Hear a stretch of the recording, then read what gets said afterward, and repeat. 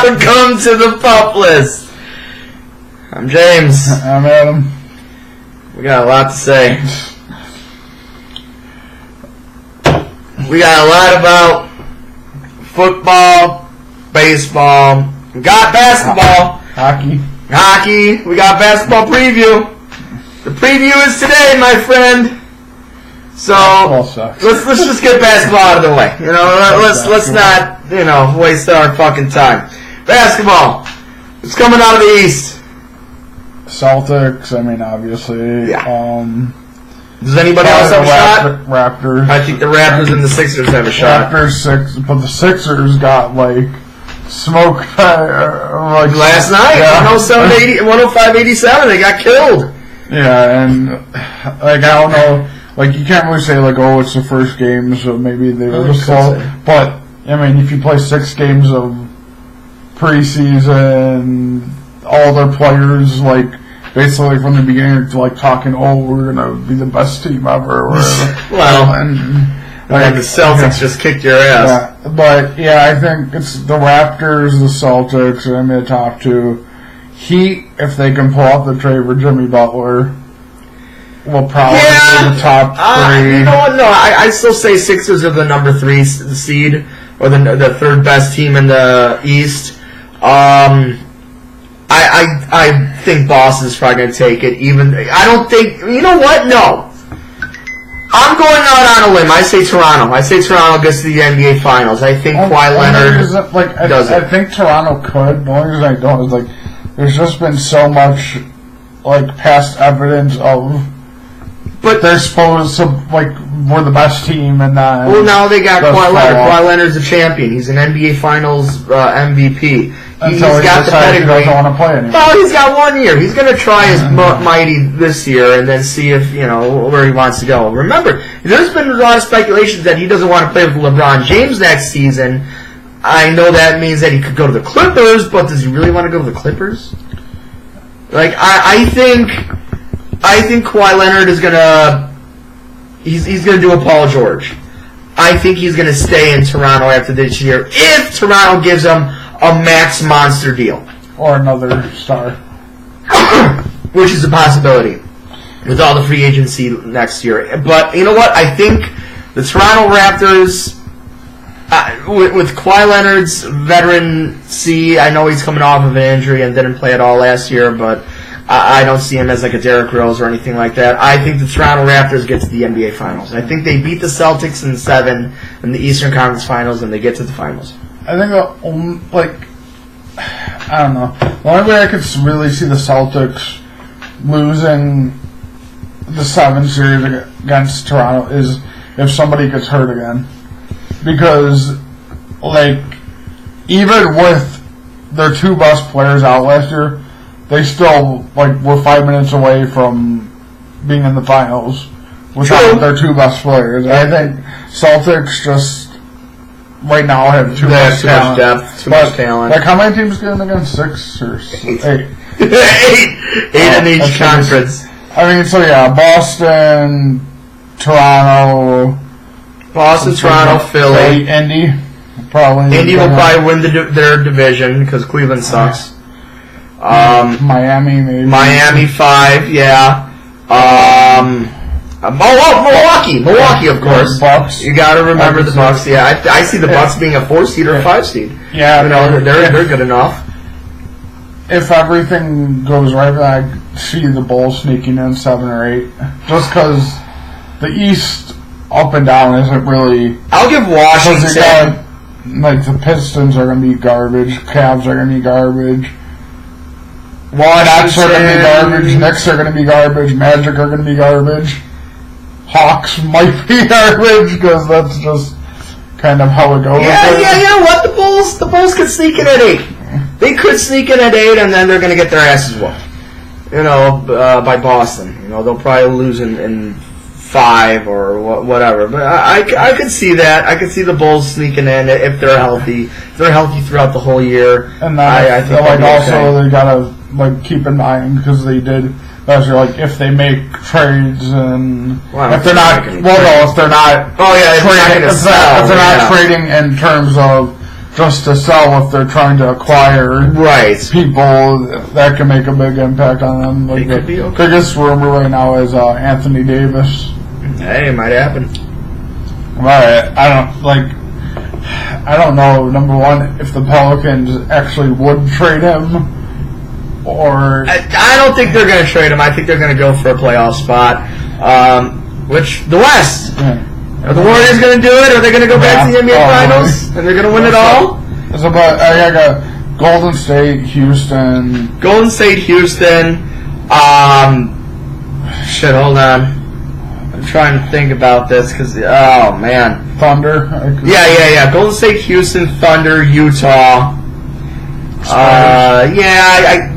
Spurs have a lot of injuries, but Popovich will somehow get them in. Portland.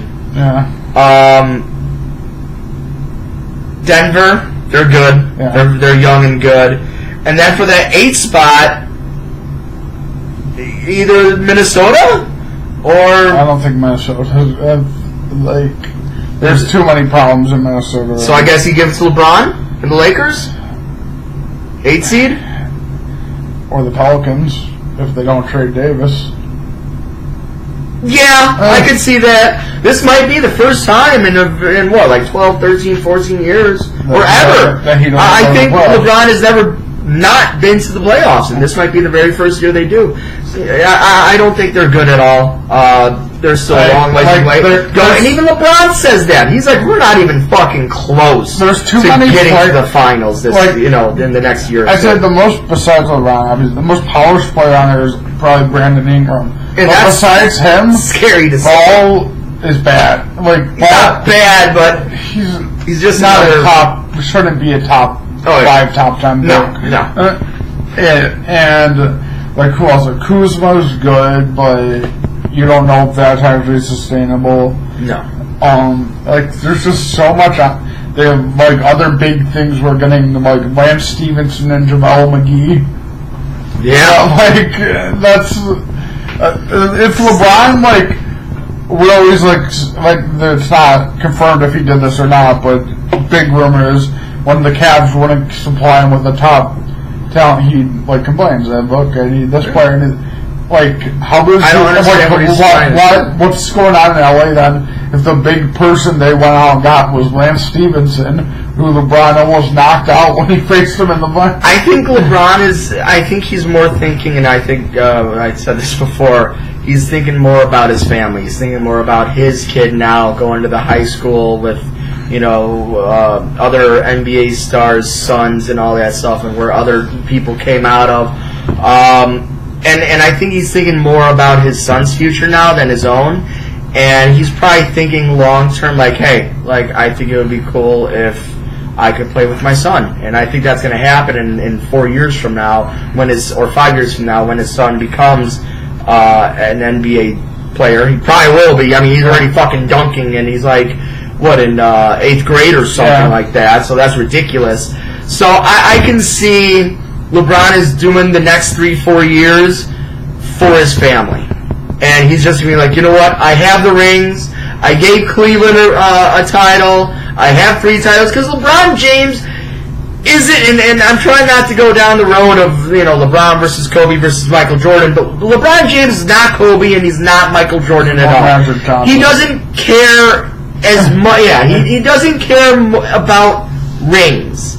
He cares. He cares. Why he didn't have yes. That's why he went to Miami, so he could get 2 rings. And then he came back to Cleveland and be hey, I want to try to win a ring for you guys. And he did. So he has 3 rings, and I think LeBron James would be very content if that's all the rings he gets. He would be, but there's also the part of him that I'm sure, the part of, any competitor where he's thinking, okay, this team's not, obviously right now, isn't enough, but if I win 2 more here, and I get to 5, I win 2 titles for Lakers, then people will say, Kobe has 5, LeBron, and then that would obviously be 2 or 2-8 Jordan, right?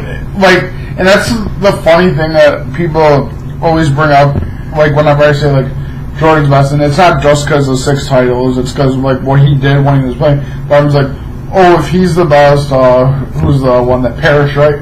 Yeah, I have like 11. Oh, he has 11. It's like, oh well, Robert Parrish has 11. You're not hearing about him, you know. Like just Jordan and LeBron and Kobe, like what they did. Wait, you mean Robert Horry? Yeah, Robert Horry. Yeah, Robert Parrish. But yeah, he's got rings with Houston, LA, San Antonio. I think that's it. He's got 2. I think he's got 2 with Houston, 3 with LA.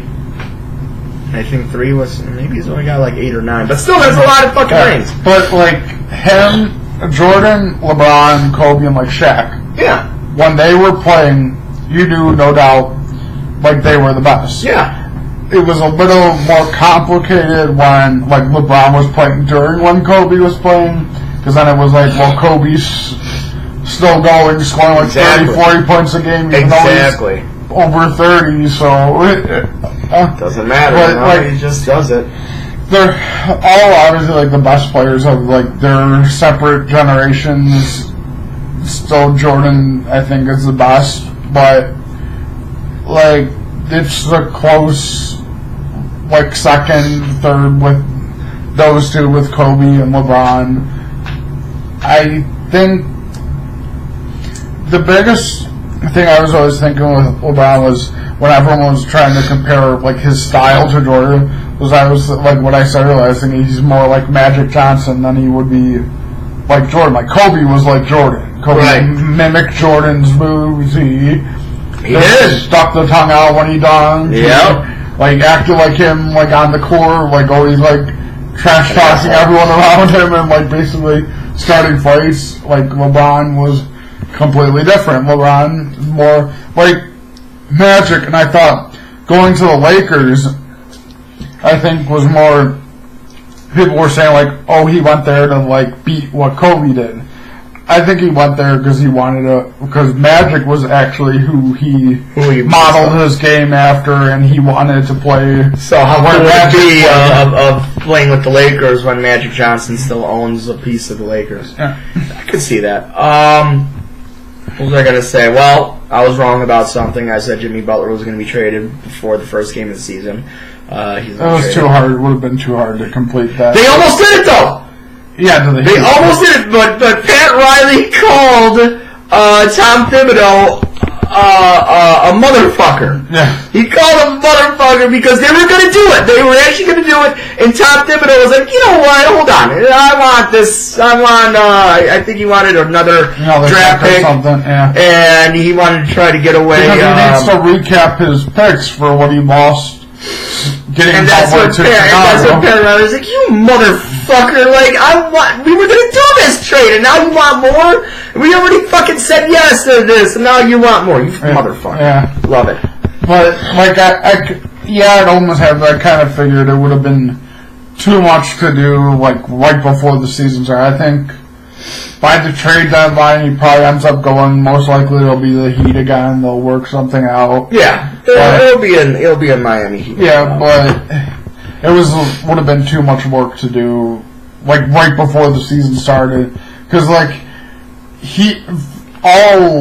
since he's got there, he's hated the people he's played with, but it didn't really start to come to a head until like maybe 3 games into the preseason, where he's just like, I'm not fucking playing with Fuck these people. This shit. I hate you all. And then if that's when Thibodeau saw, okay, we need to get rid of him, then that's a real short time to work out a trade. Exactly. Even if the Heat are extremely interested, which they are, because for some reason they're like, oh, it worked so good in Chicago with Wade and Butler, let's try it here. Exactly. Why not? Let's try in Miami, see if we can get a 5 seed or some bullshit.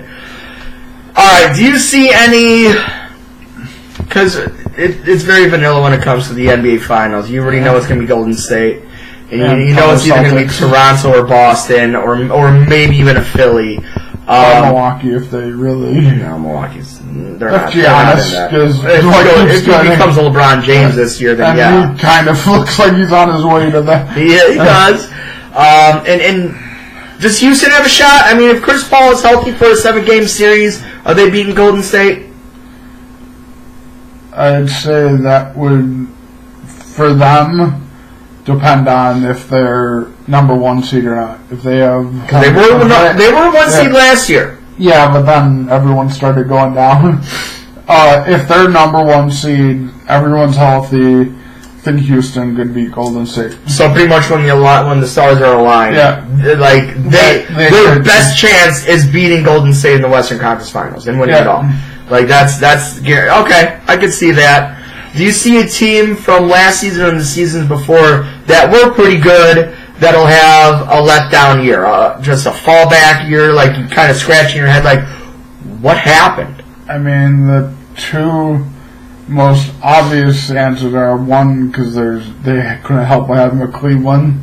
Oh yeah, well I mean but more of like what the hell just happened here? Minnesota. Yeah. Because all last year my one friend was like, even the year before when Thibodeau was there, he's like, oh, Thibodeau's there, they're going to be a playoff team right away, they're going to be so good, they're going to be...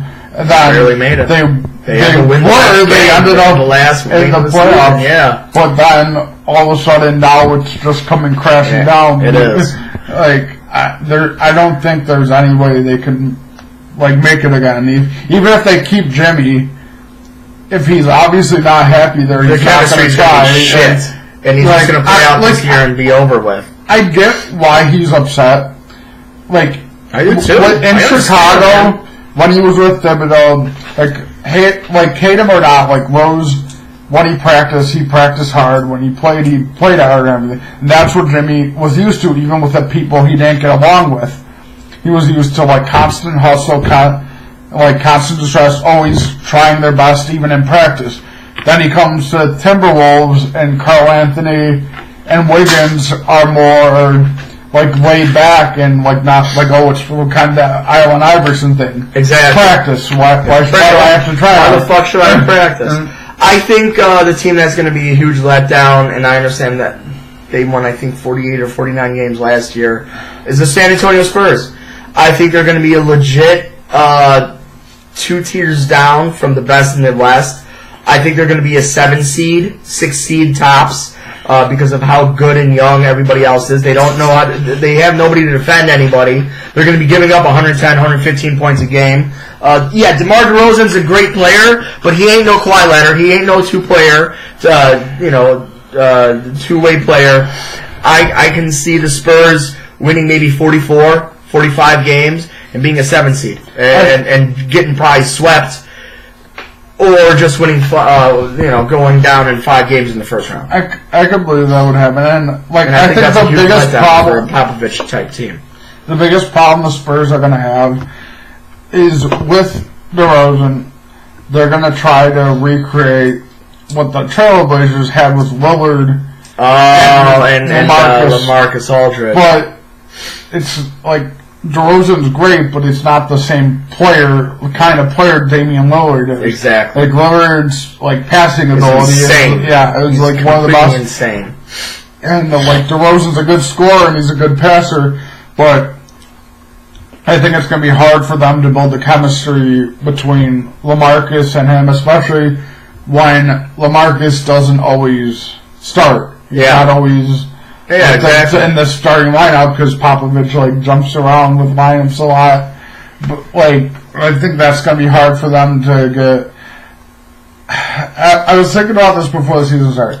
If the Spurs don't make the playoffs, I think is a bold statement, but I think it could be a possibility. Or if they're a really low seed and they're eliminated quick, would Popovich consider retiring? No, Because what else does he really need to do? I don't know how many years he has left on his contract. I think he will. He'll do that. He will honor his contract, and after his contract is over, then I think he might say goodbye. I just don't know how many years he has.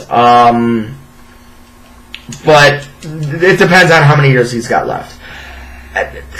He's still. I I don't know. I got nothing on it. I just know that the Spurs have a lot of injuries, and I think they're going to have a huge setback this year. But yeah, I don't know. That's a good question. That's a very good question. They'll have a setback. I mean, I want to see. Yeah. Just like it's kind of like the same with these. Like I mean, be it the West has a lot more good teams. Yes. But when you get down to like the bottom of the teams that these guys play all the time, yes, it's kind of like the East where there's so much shit at the bottom that it's going to be really hard for a team to not at least make it to the 7 or 8 seed just because of how many like truly awful teams there are in the league. His deal is over after this year. You know what? I think if they don't, then I think he does. If they don't, like it's kind if they don't make the playoffs or if they're a low seed, it's kind of not like good enough. Everyone was waiting for that with Belichick. Right. Like the year they don't win or they don't make the playoffs, he'll go and Tom Brady He'll go and Brady goes. But that just never happens because they're doing it, man. It's Father Time, and you know what? That's a great transition right into NFL football. The Patriots keep on doing it. You know what? We're in the season of Halloween. We're in the season of Michael Myers, of Freddy Krueger, of Jason Voorhees, and Tom Brady. Tom Brady is a supernatural villain. He cannot die. Him and Belichick, they are a nightmare on fucking Gillette Stadium. That's where Nightmare in Gillette Stadium, Friday the 13th, or whatever the fuck. You know, this tandem, this team, when you think they're about to die, now all of a sudden it's like, oh, well, the AFC is going to go through Gillette Stadium, and the AFC is going to go through New England, and it could be. This is ridiculous. We thought they were dead in the water. It could get killed by the Lions. It could, but I also think after what we saw last week, the Chiefs could have a really good shot at taking them out. But we just saw that. I mean, of course they have a good shot at it, but the Patriots just fucking killed them. But so did they. 43 to 40. But, I mean, it's not like the Patriots slowed them down. No, it's just they ended up with the ball last. Yeah, exactly. But in the playoffs, it just shows that Tom Brady is not dead. Yeah. It shows that offense is just getting started. They have scored, what is it now? 3 weeks in a row with 38 points or more now? Yeah. Like 2 or 3 weeks in a row. I just want to double check on that shit, so I'm not wrong. It's just ridiculous of what Tom fucking Brady is doing. Again, 38 to 24 Thursday Night Football against the Colts, and where the hell are you, you damn Patriots? 38 to 7 against Miami, and then I think this is when they got killed. Yeah, and then So 3 weeks in a row. I'm right. 3 weeks in a row of 38 points or more. Then I have a question. That's insane. Since I don't know how the fuck this happened, but Brock Osweiler was able to light that up. Would he get 38 against the Bears defense? Because I mean, Osweiler was obviously able to just go up and down the field on them. You know what? Great defenses. Here's the thing: no one's perfect every single Sunday. There's going to be some wacky offensive coordinator that's going to figure you out for a week, and for some reason, and some quarterback, quarterback that's going to figure you out. I know the reason was what? Gase was there when Fangio was exactly. The defense. Gase was there, so he knows what Vic Fangio likes to do. But it doesn't matter how good the talent is. It's also what I told my friend. Their defense is amazing. Yeah. When Khalil Mack doesn't have a great game, they can be ripped apart. Well, their secondary has a little bit of flaws. They could be ripped apart, and they did. They were ripped apart against Miami. And now supposedly Mack is hurt. If he doesn't have a top game against the Patriots, which that's going to be really hard because the Patriots always have a great offensive line. Yeah, I don't see why Brady wouldn't be able to just go up and down the field on it. Well, yeah, well, exactly. You would think so, but every week is different. It's so weird. We'll get to the predictions of this coming weekend in a bit, but like when you have the Bears defense that got smacked in the mouth, and the Jaguars defense that got smacked in the mouth by not Dak, Ezekiel Elliott. That's who it was. It was Ezekiel Elliott, but that fucking Dallas team put up 30 points, 30 plus points, 34 on the fucking Jaguars defense. I think that was a case of, like, everyone says, like, this isn't a real thing, but, like, I kind of know, like, from, like, watching when I've been from, like, when I played in high school, you can, like, underestimate and not think an opponent is going to be able to do anything against you. And, like, just get in your mind that, oh, we're better than them. They're not going to go on us. They're not going to do it. And then, like, when it happens, you can't stop it. Like, it's just... It's like a rock rolling downhill. It's gonna keep happening because you got it in your mind that it's not, and then they keep scoring on you, and then you're fucked. And then they don't have a quarterback that can come back from behind because they have a Joe Flacco. Hey, leave my Joe Flacco alone. You want your weekly update for Joe fucking Flacco? He got 100 yards and no touchdown. Try better than that. Oh, it's 100. No, Baltimore. Where is Baltimore from last week? There, right. There. Joe Flacco. 238 yards. And one touchdown. And a touchdown. It's more than 100 yards, though. And, I like 138. And an interception. Hey, that's all right. So, I know I want to talk more about Joe Flacco, but I want to know your top 4 teams in the AFC and your top 4 teams in the NFC. Patriots, Chiefs. Yep. I'm starting to think, like, kind of because they're, like, importing... I mean, Jaguars are still winning their division, so you'd have to, like... I don't know! But if it's not... My Texans! I think the Chargers... Okay. And the Texans right now until the Jaguars improve from what happened last week. Okay, so you got Patriots, Chiefs, Chargers, and Jaguars. Yeah, Texans. Or Texans. Until Jaguars okay. Can bounce back. Number 1 guaranteed is the Patriots. The Patriots just beat who I think was the number 1 team in the AFC and the Kansas City Chiefs. The Kansas City Chiefs, of course, had that prolific elite offense. Their defense that doesn't seem to be able to be slowed down. No, they cannot be slowed down. They're going to break records this season.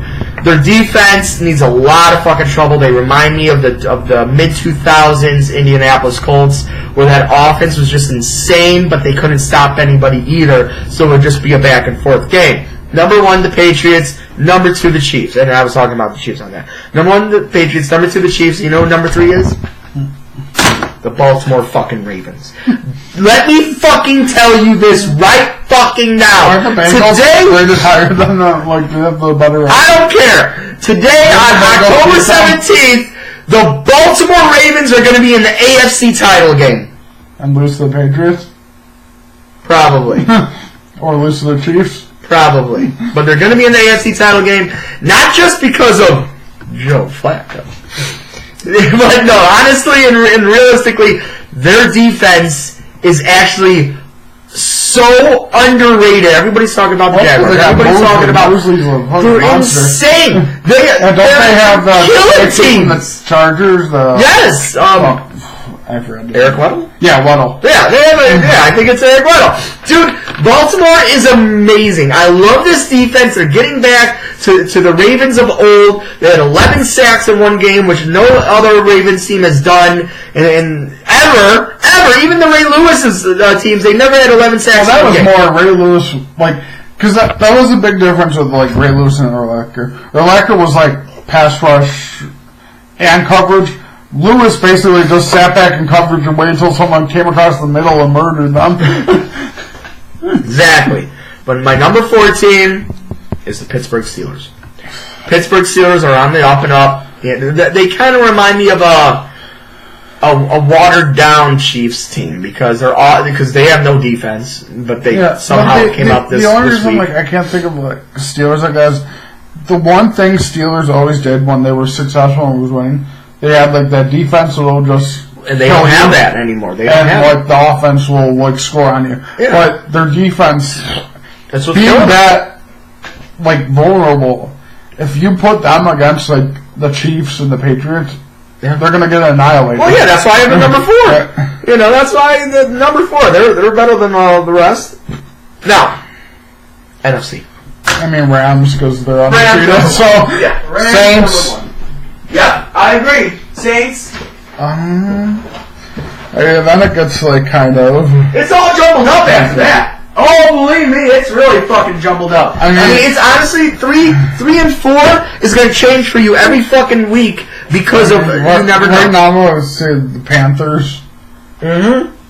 I mean, I'd say the Bears, but after that game, I don't know. You know what? It's a hiccup game. But here's the thing: they got the Patriots next, so they're going to go 3 and they're going to be 3 and 3 after this week, unless they somehow. Like, I know their like betting odds improved this week or whatever, but like I mean, I'd like to say the Packers, but there's just so much wrong with them. Everything's wrong with them. Yeah, we'll get to that. Like, it's just I don't like. It's tough. Well, no, not just it's with that. Like with the Falcons, like they should be like so much better. I mean, yeah, they lost Freeman to IR again because that's what. And well, their secondary is whenever I draft him. The secondary is diluted. They have nobody. I mean, and they lost against the Bengals on that last second touchdown. If they would have won that game, they would be 3 and 3 against the Eagles in the beginning of the season. If they would have mustered that out, they'd be 4 and 2, and we would be saying that the Falcons are actually a really good, prolific team, and there's somebody to look forward to. Look forward to against. Well, I mean, now they're 2 and 4. Say the same thing with the Packers if they would have known. Well, exactly. Turnover. That's why the NFC is so jumbled. They'd be at the top of the North with the Bears because like they beat them, so they have the higher record. But I'm going Rams number 1, Saints number 2. I'll go with the Panthers number 3, and you know what? Call me crazy. I don't give a fuck. Here's my number 4. Are you ready for it? Are you fucking ready? The Giants. The Cowboys. I'd say the Redskins over the Cowboys. Cowboys are going to show you guys this week. Who do they play? The Redskins. It's going to be a tie. Damn it. It probably will be. It probably will be. I like so those. Close last We were so close. And it was the Bears. Yeah. It was a last-second field goal. Yeah. It was a last-second field goal. But the Packers, too, almost died. If they would have tied us back again. Oh, my God. The Browns also. Yeah. Like, or maybe not. No, but, like, it was just so many ties around. I got Cowboys number 4. I think their defense is good enough, and especially in this weird NFC that everybody's just jumbled up and like, I don't fucking know. If the Dallas Cowboys keep on rolling with their defense, I think they're going to come out of the NFC East, like I said in the beginning of the year, and I just think that they'll do enough to win the East and probably lose in the first round, unless it's against the Packers or Vikings. Then they'll probably beat them. I don't know if the Vikings find a way to get into the That's true. playoffs right now. I mean, that's what I kind of said at the beginning there. But like, they just beat probably nobody of value. Yeah, you're right. Who was it? The Cardinals. Yeah. I mean, they only won by 10. Actually, the Cardinals were winning that game. Well, and that's kind of why I have a little bit more doubts, like about the Bears defense. Is because that Cardinals game too. Like, be it they eventually slowed it down. Yeah. But they let Sam Bradford on 4 drives just like go up and down the field on them. And they also, in the second half of the Packers game, just completely stopped trying and let like one-legged Aaron Rodgers like just rip them apart. Exactly. So like I don't know if like their defense is great, has potential to be like amazing. But I don't know if it's actually sustainable the way they've been shot up. Because there's like one gigantic disappointment on that team. Like that I thought, okay, Max here, he's going to be amazing. I can't see one good reason they drafted Leonard Floyd top 10. I He has no sacks, no pressures. Has been like in coverage. He's been okay. You don't spend a top 10 pick on someone. Oh, you're going to be okay in coverage. You'll be just fine in coverage. We don't. I mean, you think Matt gets double and triple teamed, Hicks gets double teamed. That leaves basically one blocker for Floyd to get pie, and he can't. I guess. And people at the beginning of the year were saying like, "Oh well, he hasn't cast, so they have to slow him down." He hasn't had it for 2 weeks, and he still hasn't produced anything. I could see that. It's the same with his other Pace's other first player, Kevin White. Oh, God, he's a nobody. He is a nobody. So, well, with you grinding your gears, let's get to our douches of the week. I think I'm still going to go with Le'Veon Bell because he's just grandfathered in until he starts playing, which actually he is going to start playing this week. It just depends on if Mike Tomlin is going to want to. It's going to be very interesting because he has to play now to get his money to make it 1 year of a contract. Yeah. That's what it has to be. So it's going to be very interesting to see how this goes down. With that said, if I could have a douche of the week. I think I know it's going to be the same as yours, so I'm going to go with you should say who it is. I mean, my first one is just because of constant troubles with them is like McCarthy. Just the fact that, number one, at the beginning of the game, it looked like the team had just like given up and like not stopped trying for him and like not. Like, it's becoming very apparent that either they're not prepared for the beginning of the games or they just are done with him. And they don't want to listen to him anymore, and they're like tuning him out and just like doing what they want. I mean, I get it. Like, it's kind of like with the Sox, the Ozzie Guillen thing. Like, yeah, he won us a championship, but that one. When you're not living up to what that team should be, it will eventually need to just let him go. And, I agree. I mean, it's enough at this point. You just can't keep wasting like what's left of Aaron Rodgers' prime. Agreed. You know what? And sometimes I get. When I do finally watch, I do watch Packers all the time, but it's just like this week in particular really upsetted me. Like, I didn't even want them to win just because it was it felt like they lost even after they won. Yeah, you're right. It felt like a loss even if they won. I mean, it was great that Mason Crosby, and Rodgers was able to connect with the rookies. And fucking amazing. It shows some upside, but. It's true about Mike McCarthy. The upside was shown basically when he went into the hurry up, and when you're in the hurry up, you're basically calling the plays on your own. Yeah. When it's McCarthy's, oh my god, like calling, the first few like drives where it was just like Aaron Jones was like gaining big yards, and it's like, oh, let's put Ty Montgomery in now. Exactly. And I think Jamal Williams was doing good that game too. So I understood putting him in because Jamal Williams and Aaron Jones could be a good 1-2 punch. Yes. But Ty needs to go back to being a receiver. Yes. But he's just not. Like, he's a good receiving back if you want to just keep him in shotgun and pistol formations where you're going to pass to him. Okay, keep him there, but you can't give him snaps over the two younger running backs that are trying to prove themselves and trying to develop into something good. And Jones, whenever he's on the field, is kind of proving that he can be potentially a really good number one back. Yes, but this is what I'm so upset about.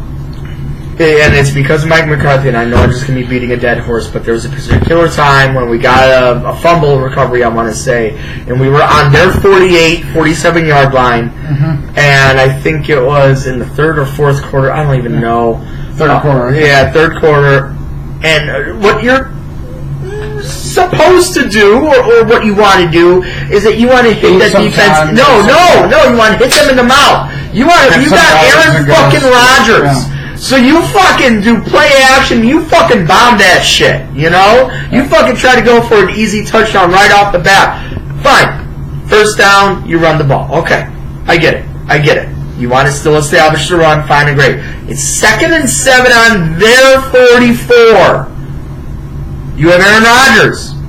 What do? What does Mike McCarthy do? Gives a dog. The fucking ball.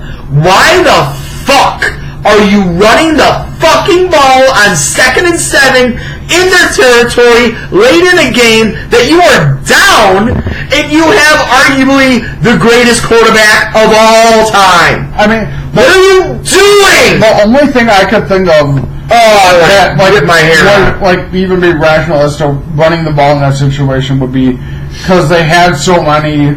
Like 3rd and 12, 3rd and 14, 3rd and 12. Well, it went to 3rd and 11. But he lost 4 yards. He wasn't thinking that's going to lose me yards.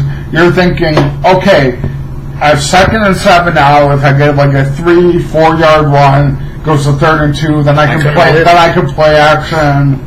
And if I don't make it, then I could go for it on 4th down. And 3rd down was a shotgun, not even a play action. Yeah. There was nothing of the sort. Shotgun, and Rodgers just throws it in the dirt like 6 yards up when it was a 3rd and 11. So it didn't fucking matter, and we had the punt. Yeah. It was. I mean, this is like JT Scott's great.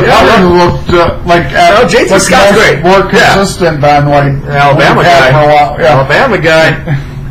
But no, Mike McCarthy needs to go. Who would you hire instead of him?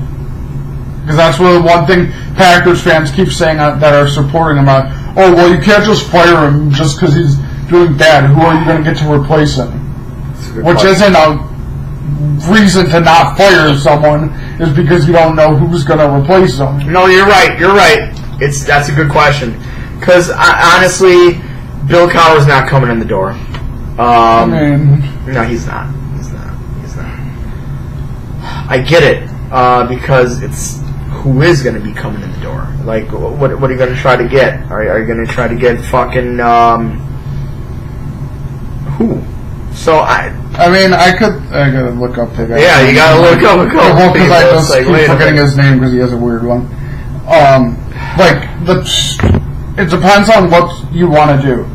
If you want to go offensive, the two most obvious candidates are DeFilippo and Matt LaFleur from the Rams. If you want to run the Rams system or the Andy Reid system, those are the two most obvious. But they've only been coordinators for. I mean, LaFleur's been a coordinator for a couple of years, like 2 years now. DeFilippo, this is his first year as a coordinator. He was the quarterback's coach and offensive line coach the first few years with Philly, so he has experience. And when you have a quarterback as experienced as Rodgers, sometimes you don't need someone who's you just need somebody like. And then if you go defensive, which you might want to go. Number one, it would be kind of bad because you just hired Patton, who honestly he's been doing pretty good. He did not do this game. He didn't. This game was bad. But this is also like going back GMs to talent you're putting on the field. When the talent's not there, everybody was open by 5 yards. Well, that was also, we had two corners that should be playing out. We had like this random ass. I don't know what that was going on. King got a great interception that late in the game. There's also everybody's 5 yards or more. But that's everybody. When that was happening a lot, that was like the one thing like I still hated about Capers thing too is like how much they're in zone defense.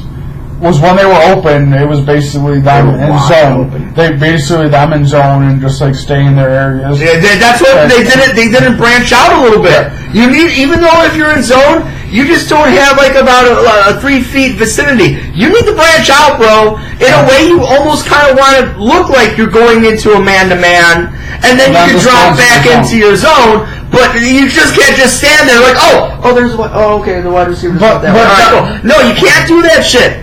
Because that's when you're 5 fucking yards away. My biggest problem with it right now is the fact that they keep like rolling out fucking Kentrell Bryce, who's getting like bombed past every time he's on the field. Yeah, when you have someone on the veteran, Josh Jones, who he might not be the best coverage player on the team, but he reminds me of like a lot of Haha when he was a rookie.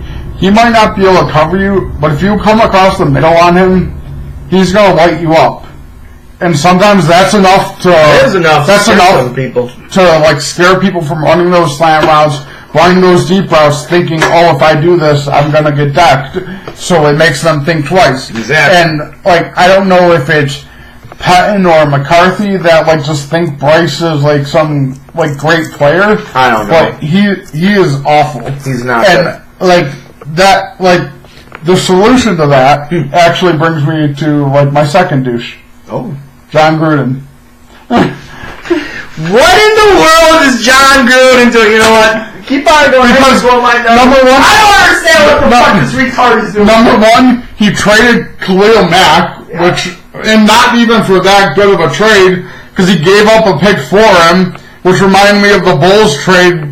Well, when they traded Butler, but it ended up looking good on the Bulls. Great trade. Well, now it looks great, but when it happened and you saw you gave up one of your picks too, it was kind of like, why am I giving up a pick when I'm giving up the better player? Like, that's what the Raiders basically did. They traded a second round pick back to the Bears for Mack. And now he's supposedly trying to shop Amari Cooper, Carl Joseph, and Garyon Conley. I don't understand this. Well, now Amari Cooper's actually injured. Yeah, so he might be out for a couple of weeks. But like the fact that if I was the Packers right now with those extra picks, I'd go to the Raiders and be like, I'll give you my 2 firsts and maybe a late pick for all 3 of them. Yes, I'd give you here. I'll give you what picks and any player you from want. this list you want for Conley, Amari, and Carl Joseph. Gruden would say, okay. You know, because like that, the one trade I wanted them to do that they can't do because he has a fractured leg right now was Earl Thomas. Yeah. But that would have been very nice, but now he's gone. But now he's a fractured leg. Now you probably get him for very cheap in the free agency. But you know, John Gruden might be, maybe he's crazy like a fox. Maybe in about 3 years, the Oakland Raiders are going to be the greatest team in the AFC. They're not going to Oakland Raiders. Vegas Raiders. Oh no, that's what like the big rumor is that he's doing this all because they're like he wants his players for Vegas. Yeah, he's building for Vegas, which is still fucked up and it's not good. But if his plan works in the next 3-4 years, and all of a sudden the Vegas Raiders are like the hot commodity of the AFC, then good job. But right now you look like a fucking idiot. Well, no, but that's like the huge problem about it. Like the whole thing is now the quarterback who, when he got drafted, was the next Derek Carr, top thing, and he's played pretty great 2 years. Now with Gruden, like he's injured, he's like none of the routes are seeming to come open for him, and now Gruden supposedly doesn't like Carr, so now who knows, they might try to trade Derek Carr. So eventually you got to think. Yeah, you're building for going somewhere else, but one is giving up like generational talent, like Khalil Mack, Amari Cooper, like Carr can potentially be. Giving them away just because you want to build and get picks. What are the chances they draft another Khalil Mack? They won't. Or Amari Cooper. And the funny thing is, if they actually go for a defensive end or an outside the best one is Bosa right now. It's going to be hilarious because you just had Khalil Mack, and it's just. The best one right now is Bosa, but even Bosa, he's not going to be as good as what Mack is. No, not for a long time. If and like, say you go receiver, like I haven't paid too much attention to this draft class, but like none of the receivers look like what Cooper, when he's healthy, is. Exactly.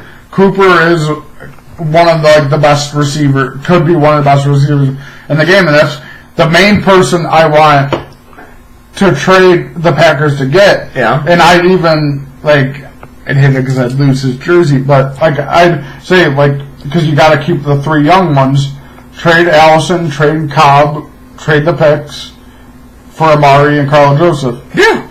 Why not? I would. Well, I don't know if I would or not, but I get it. I understand. So, with all this shit that's going on with the Oakland Raiders, I think we have to talk about the big elephant in the room that's going on in New York. And that is another team that should be going into rebuilding, and I think it should be as simple as this. And yes, I'm talking about the New York Giants. Eli Manning. I don't want to leave my pocket. I'm old and scared. Eli Manning is done. I think he knows he's done. There's a lot of grumblings in the Giants locker room that they think it's time for Eli to be done. This is what you do. You play out the season with Eli Manning. You have to just I was going to say bag. Which I mean, a bowling term. That's not really. That's not an option for them. They're just naturally losing. Yeah. You pack your bags and you let the season go, and you go 2-14. You get the number 1 draft pick, and you get a quarterback. You get a quarterback, and you be like, Eli, your time is up, man. You know what? You got 2 choices.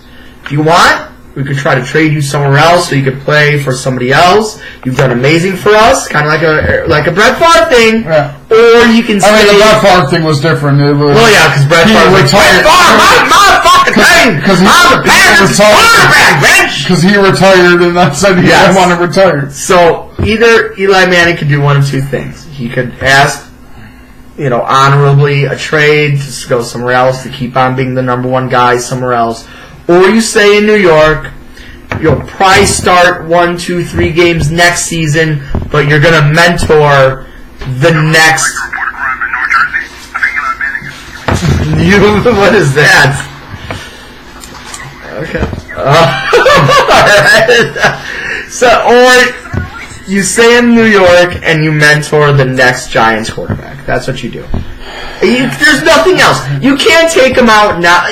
I know he's Eli Manning. I know he sucks. He's still got you guys 2 championships, and your season's done. No matter who you put in, your season is done. It doesn't. You're not coming back from this. You're not getting a wild card. You guys suck.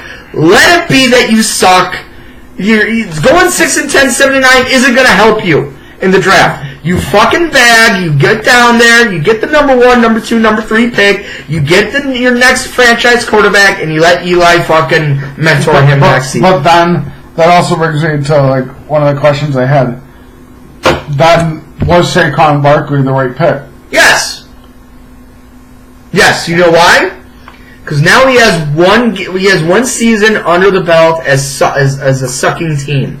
Now, you bring in a franchise quarterback, and now you have a franchise quarterback, Saquon Barkley, and you just signed Odell Beckham Jr. for 4 or 5 years. You tell Odell, yo, you got Eli Manning this year. Next year, it's going to be a combination. Well, it's going to be about 2 or 3 games with Eli, and we're bringing in whoever it's going to be. Whoever the next quarterback's going to be. The reason I think it's it a was good transition to do the this. reason I don't think it was the right choice. And that's Barkley's an amazing talent, but the differential between top running back, very good running back who will really still do good for you, and top quarterback Eli Manning, Blake Bortles. But here's the thing. Way different. Giants, because it's all about the respect factor. They're not going to be like, oh, Eli, you had a terrible season last year. You've done nothing for us. You're out. No. You got them 2 championships if you like it. No, but they could have done what you said this year. No, they could have drafted. Because they didn't know. He wasn't good last year either. So, but that's 1 year. No, but I'm saying that's 1 year that he was not good. They could have. Well, he's been starting to... I'm going to look at his... Okay, let's look at his... They could have... At that, I think they had the 2 pick, right? They could have taken, like, say, Rosen or Brother Brother Baker. Baker. Did he go 1 or 2? Did he go? No, he went like 3 or 4. Yeah, he went like 3 or 4 because I think number 1 was the offensive lineman that Cleveland got. Yeah. Number 2 was the Giants, or 3 was the Giants? 2 was Giants. 2 was Giants without Saquon. Number 3 was the Jets. They got Sam Darnold, and then number 4 was Brother Baker. Yeah, but yeah, they could have taken Rosen. I mean, I don't know how Allen's going to be, but Allen or Baker and had Eli. It's not that easy, though. No, it's not that easy. It's not easy if you're running it with like too much emotion like that. Football, even as a didn't coach, have that bad of a season last year. I'm looking at his numbers right now. He's still at 3,400 yards. He had 3,468 yards, and he had 19 touchdowns, 13 picks, with an 80.4 rating. That's an average quarterback. That is not bad. You can't say, hey, you need to be like top 10 quarterback when you're out. You can't do that to a 2-time champion. But it's also you can't do that. An average year for someone who's aging. So Brett Favre was aging. Tom Brady is 39. Those are different situations. But maybe Eli could. No, Eli doesn't have the talent. The Giants are not going to cut him or put him in second string. No, not cut him, but like they didn't even have to put him at a second string. You could have drafted Allen, Baker, or Rosen and said, "Okay, Eli, you're number one. You're number one. You're gonna be number one. But when your contract is up, this is the next quarterback. If you want to help him out, if you want to be like McCown is in the Jets or like some of these veteran quarterbacks are, you can help him. You can help develop him, and he's the next in line. If you want to pull Brett Favre and just ignore the person and act like they're not there, fuck you, Aaron Rodgers. You can do that too. He's set. Alright, so he is 37 years old. Yeah. I'm trying to look at his contract and see when it's up. And it's the current contract, so okay. It's up in 29. It's up next year. You are paying a quarterback. Hold on. So then, now you draft a rookie quarterback and be like, here's the shit show, start right away. No! Because he's getting paid $10.5 million this year with without bonuses, plus bonuses, and $11.5 next year. This is what you got to do. You cannot say to a quarterback who has an 80 overall rating of last year, who was okay still, because all they had last year that was not good was their running game. The year before that, they were a playoff team. They got killed by our Packers, right? No. No, we beat them. Yeah, we killed them 2 years ago, right? I don't think that was 2 years ago. I think it was. Maybe it wasn't. But they got to the playoffs 2 years ago. They didn't make it last year. They suspectedly knew that they had no running game. You're not going to be like, oh, Eli, you're 36 years old. You're 35 years old. We need you out of here. No. This is the first time that he's showing that he's not doing good. He was not great last year. He was not bad last year. He was average. You cannot tell an average quarterback who's 36 years old that got you 2 championships, yo, we are getting your successor right now when you're still getting $10.5 million this year and $11.5 million next year. If you want, fucking get the quarterback for next year. And let them go behind him for 1 year, because now we're in a day and age in the NFL that if you get a rookie quarterback, he's fucking starting now. Let that be next year. He doesn't have to. That's what they do because they don't know what else to do. Well, yeah. But it's not like look at the Chiefs. It was perfect. The Chiefs didn't do that. That's why they let Smith go. Because Saquon Barkley. I'm not saying he's an Adrian Peterson. I'm not saying that he's a Barry Sanders, but he's a fucking great talent. You saw it against the Eagles this past Sunday night. Sunday night? He is a great Thursday night. He is a great talent. Well, you could find a great running back talent. Wait, when did Bell get drafted? Like 08, 09? No, I mean what round? Like what? Probably like 4th or fifth. Say like the pick before Eddie Lacy. But you know that's so tough. But look for. It is, but if you're doing your job as a scout, you can find talent like that. It's tough. You can't just be like, oh, if you just find talent like a Matt Forte, late round pick. Jordan Howard, late round pick. You know how tough that is? And you know how tough that is? Yeah, it's tough. Saquon is a guaranteed featured back right now, and he's showing it. You need him so that he could be in the transition, so he will be in his prime, when the next quarterback of the Giants is ready to go. And then in about 3 years, it's going to be a smooth transition. That's what it's going to be. You have your wide receiver. You have a couple wide receivers. You have your offense. You have your running back. You just need a little bit of help on defense. And then you bring in that young quarterback. You pay him shit money so you could go out there and get some defensive help, some offensive line help, maybe a wide receiver or whatever. And all of a sudden, boom! The Giants are back on top of the East in 2 or 3 years from now. After 2 years or 2 or 3 years of shit. Okay, you brought up his 2 Super Bowls. Like, I have a big problem with people bringing up those Super Bowls and Flacco's Super Bowl and claiming that's their greatness. They're great because they have. Eli had those Super Bowls because those defenses ripped you the fuck apart. He made some plays, yeah. It's a Plaxico Burress. The game. At David Tyree, but that was more. That was Tyree. That wasn't.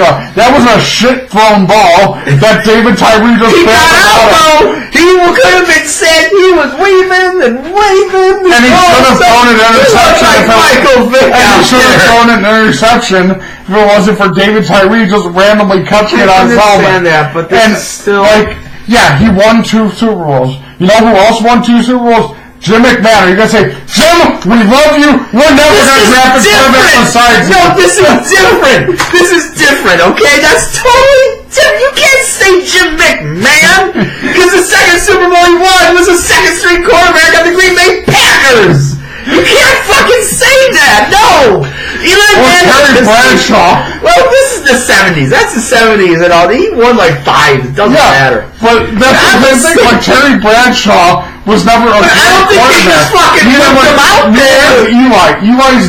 Was never a great. He'll get in the Hall of Fame because of those Super Bowls. Yes, and because his last name is Manning. But he is not. I understand that, but if you are the GM of the New York Football Giants, my job is to think about the future. This ain't Madden, goddammit! This is not what. If I'm the GM of a team, you think about the future. You don't think about someone's feelings. No, I Their feelings don't matter to you. But what they want doesn't matter to you. $10.5 million. Then you tell them you're getting that $10.5 million to sit on the bench. No, I'm drafting this quarterback. He's behind you. You're getting your $10.5 million, but no, when your contract is up, you can choose to resign. You can choose to leave. Whatever you want, you can do. This is our future. You had your time. It's about to be up in another year. Yes, and he will probably retire after that's over. But you don't have to be nice to them. You don't have to Kyle, Eli, you won us 2 Super Bowls. We're gonna love you forever. You're gonna stay here forever. That's how it is. You're gonna stay here forever. We don't care if we have anyone in the future or not. No, that's how it is, man. But it's not how it should be. Well. John Gruden! John Gruden right now! Hell, even the Saints. The Saints have Drew Brees, who's possibly one of the greatest quarterbacks of all time. And they go to the Super Bowl. And they still traded for Teddy Bridgewater to back him up. Have Tyson Hill on the practice squad / active roster. Who's backing up Eli Manning? It's fucking Austin Webb and some bullshit. Some bullshit. Giants quarterbacks. It's gonna put a big laughing face. Who the fuck is Kyle LaLetta and Alex Tanney? That's what they drafted. Is this guy from Arena Football? No, he was from fucking some Notre Dame. What the hell is this? It's his college uniform. What is he, Cincinnati? Fuck. But University of Richmond. Yeah, that's who they drafted. And like, it's just that's basically what the best way to do is basically what the Saints are doing and what the Packers did with Rodgers. Yeah, and when the Packers drafted Rodgers, Favre was still pretty much in his prime. But did they say, Brett, we need to know how you feel about this. Are you okay if we draft another quarterback? If it hurts your feelings, we don't want to do this, Brett. But are you okay? We need your permission to draft this quarterback who could be really good. They got this quarterback in round 8. So they did draft a quarterback last year. Kyle Moleda from the University of Richmond. How many Richmond quarterbacks are good? Do you want me to really look that up? I bet there's at least one. I bet you none. Great University. It's gonna put a laughing emoji on your search. Richmond quarterbacks. I guarantee you there's got to be one. Todd McShay. There's one, and that's the first. He's a scout. It doesn't matter. He's But I don't think he was ever in the pros. He probably was. I'll look it up. Todd McShay. Yeah, all his stuff are mock drafts because he never played. Him and Noel Kiter. That's just more people. I don't know. But you know what? Why are we arguing about the Giants? Fuck the Giants. Because, like I was telling you, that's kind of what I want to talk about. Like, Giants fans have such have such an irrational love for Eli because of those 2 Super Bowls, the same as your love of Flacco because of that 1 Super Bowl. Flacco's my guy. I want to meet Joe Flacco and be like, dude, I am honestly your biggest fan outside of I'll be like, I have a fan? Exactly. Like, what? And I'm like, you're awesome, I love you. I'm like, do you know who I am? Do you know who I am? Yeah, you're the road warrior, bro. Like, I'll be like, even I know I suck. Be like, find a better quarterback. They're trying to. Like, who are you a fan of? The Packers? Wait a minute, hold on. You're a fan of the Packers and you like me. Yeah, I love you, Joe. Like, you're cool. Cool, Joe. Like, find a better quarterback to cheer for. The Ravens are trying to find a better one to play for them. And they drafted 1, too. Joe Flacco. Well, no, that too. Joe Flacco and Eli are very comparable. They're both average at best quarterbacks. Yes. Did the Baltimore wait to draft another quarterback? No, they drafted Lamar Jackson to develop him and to give him the reins in the next few years. The Giants could have done the same. No matter how great Saquon Barkley is, and he can be amazing. If you wait too long at quarterback to get someone who's even serviceable, you're wasting his time. Alright. You could have found a great running back in the later rounds, like so many teams have in the past. You don't need to use that first round pick on a running back. Fine. Damn it. Alright, you know what, let's go to the predictions for our picks of the week. Our number 5. Tie. Alright, we got a barn burner the first night. Denver Broncos at Arizona tomorrow night. Denver. Arizona. Chosen Rosen shows us how good he is. Tennessee at the Chargers. Chargers. Patriots at the Bears. Patriots.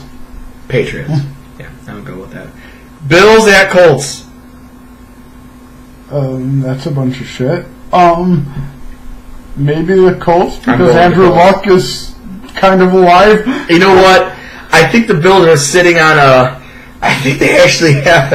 All right, they're 2-4. That's a lot better than I sort of thought. I thought they were like 3-3, 2-4. Yeah, 2-4. I think the Bills win. The Bills are just going to win random ass games that don't make sense.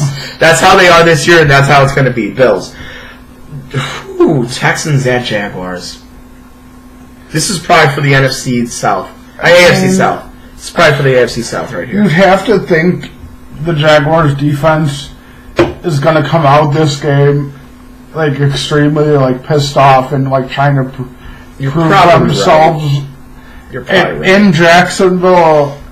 The Jaguars should win, but I'm not like confident enough that I think they're definitely going to beat the Texans. Interesting. Because the Texans' defense is basically the same thing.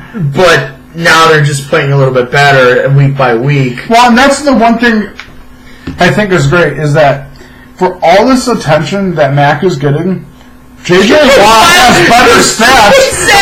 He has a sack in the last 4 games.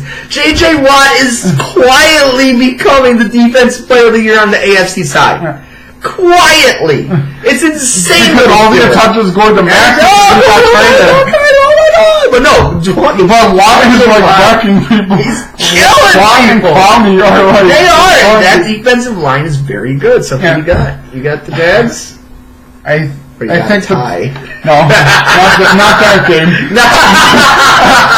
Not that game, boys and girls. I think the Texans will end up winning. Okay. The Jags defense is going to be better in that game, but their offense still is not so especially good against that defense. And I don't think Fournette's going to be in No, there. he's not. Yeah, so especially against defense, I don't think they're going to be able to do it. I agree. And my first thought is that, I think the Texans are going to win this game. But you know what? This is one of those games that it's like, all right, I guess it is the other way around. I'm going the Jaguars. It's just going to be one of those.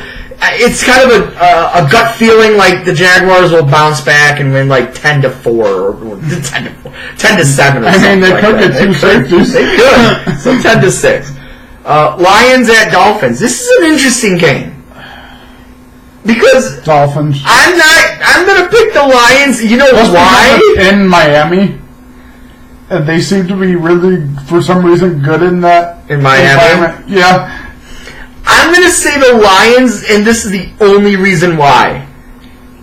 Just think to yourself, the 5-2 Dolphins. I mean, it could happen. Because, well, if they beat the Lions, they're going to be 5-2. I could see them beating the Lions. I've got the Lions. People I've got have been beating the Lions since the Lions existed. Lions, I know. Lions could ruin a one-car funeral, but I think the Lions got this week. The Lions are a one-car funeral.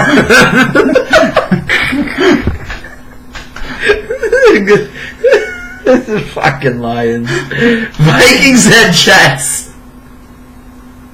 The Jets? I'm going the Vikings. I think the Vikings are a better team, and the Jets are just up and down. You don't know what Sam Darnold is doing. You don't know what that defense is doing. They're so inconsistent. I got the Vikings. You got the Jets? Yeah. All right. Panthers and Eagles. Carolina. Yeah, Carolina. You know what? That's weird, because I just do not believe in the Eagles at all. Yeah. Browns at Bucks.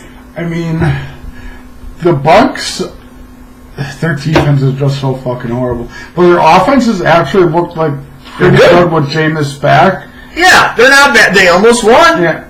This past against Atlanta with that crazy. The defense is just so awful. I mean, it's not like the Browns have like a killer offense, but with that defense so bad, I can't like put any faith into picking. Baker Mayfield's going to kill that defense, and Cleveland at least has an average defense. I'm going to go with the Browns. Yeah, I'm going with the Browns. Yeah. Saints at Ravens. Saints. Breeze is going to Breeze is going to be the one that gets through that defense, and him and Kamara and Ingram are going to find a way.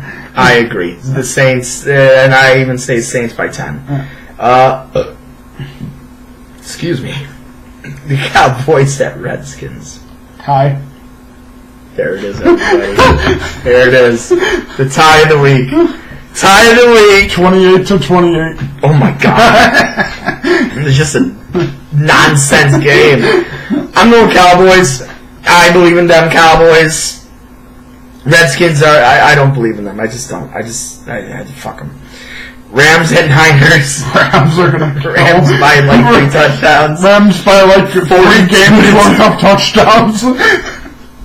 It's going to be an Alabama score. It's like 92 to 58, yeah. 92 to 14, and they only get the 14 because the Rams are like, go ahead. Go. Let's see what happens. You can do it. We believe in you. Hard. Yeah, you had both that defensive Packers? Yeah, because you killed them, right? Oh, well, guess what? You got the Rams now. You're going to get killed. Look, you can have 2 touchdowns. Go have fun.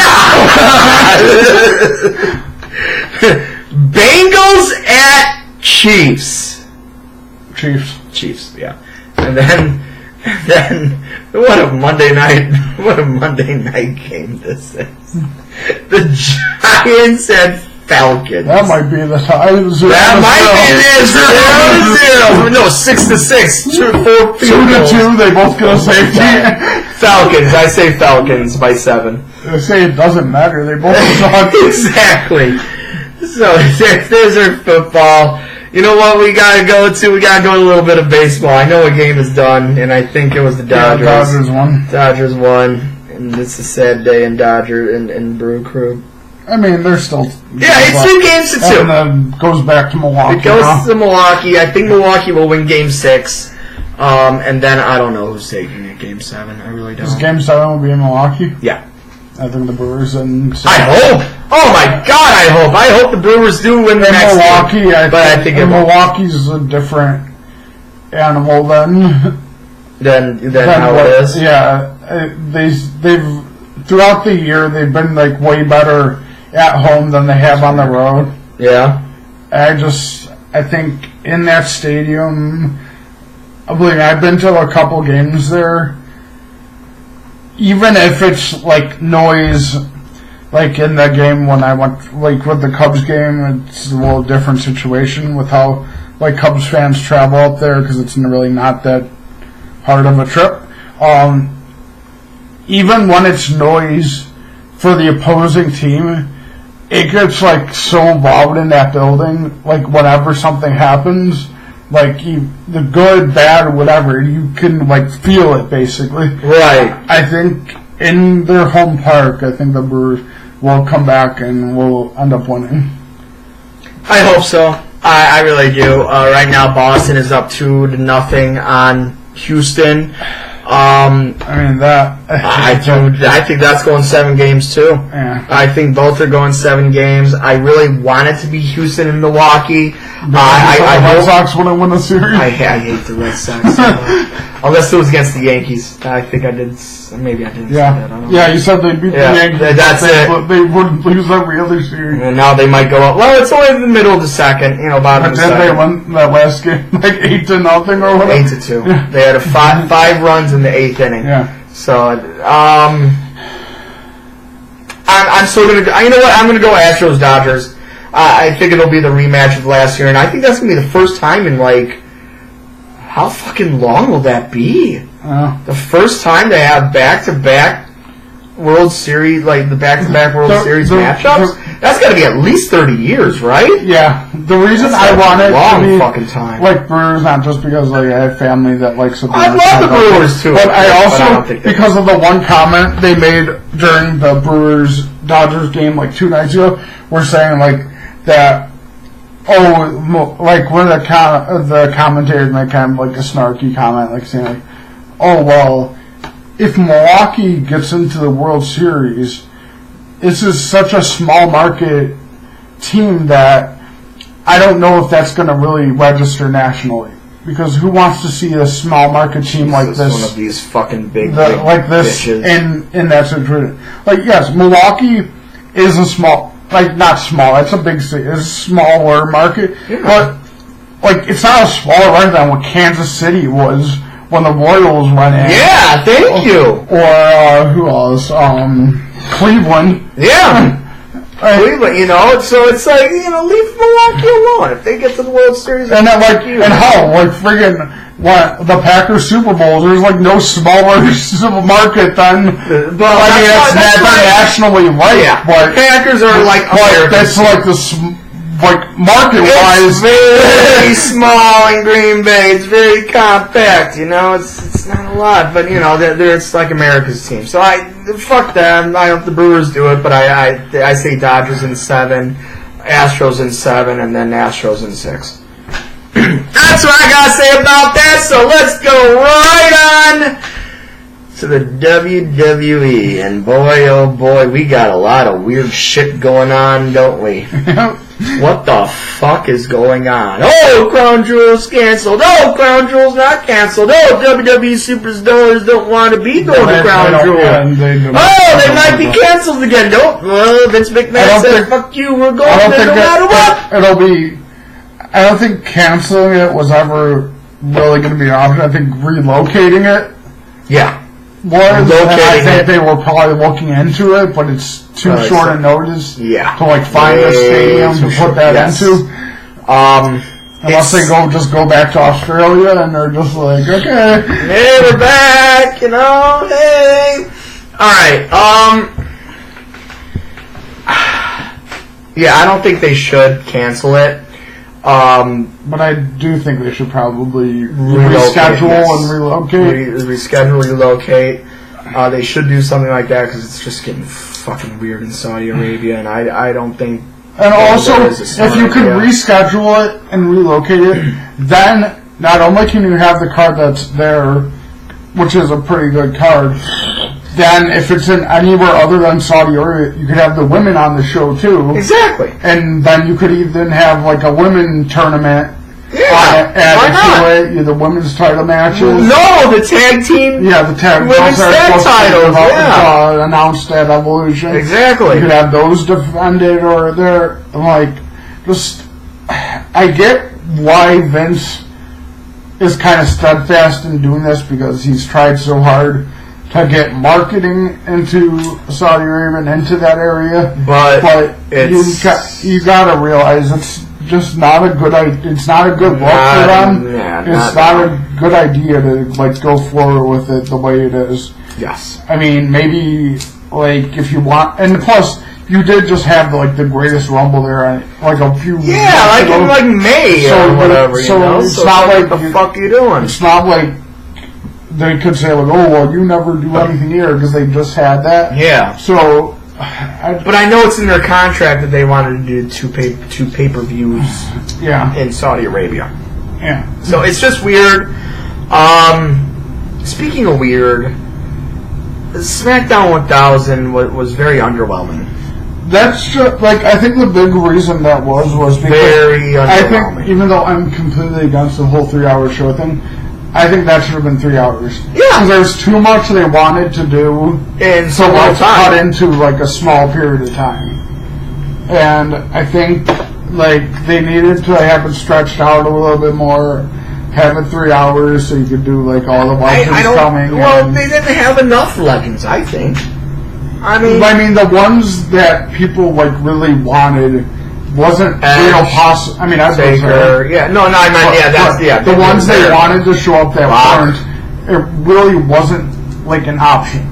Yeah. Rock has a schedule that doesn't allow much free time right now because he's filming 3 movies. Exactly. He's doing other stuff. Maybe he could have done a video thing like Cena did. But even if he did a video thing, people would be like, "Oh, that's all he did." It's weird how John Cena wasn't even there. What's up with that? Cena's in Asia marketing stuff for them right now. Okay. Yeah. But and if Rock would have just done a video, people would have been like, "Oh, that's all you did."